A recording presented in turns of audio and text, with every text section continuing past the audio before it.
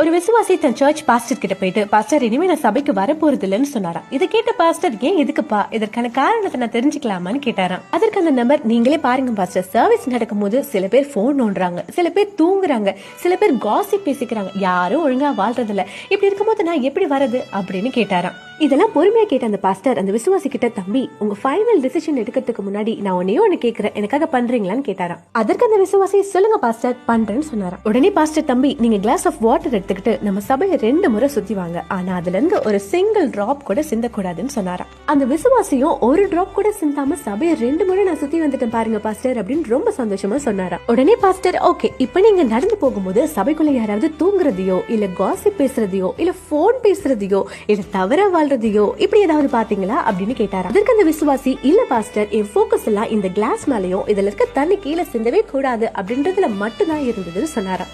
இதுல இருந்து அந்த பாஸ்டர் என்ன சொல்ல வராருன்னு உங்களுக்கே புரியும்னு நினைக்கிறேன். இப்ப நீங்க சொல்லுங்க, உங்க போக்கஸ் யார் மேல இருக்கு? மற்றவர்கள் பண்ற குறைகள் மேல இருக்கா இல்ல ஆண்டவர் மேல இருக்கா? நோய்களை குணமாக்குற ஹாஸ்பிட்டல்ல தானே நோயாளிங்க இருப்பாங்க, அப்படித்தான் எதுவும். சோ சபையை குறை சொல்லாம ஆண்டவர் மேல உங்க போக்கஸ் வைங்க. ஆமென்.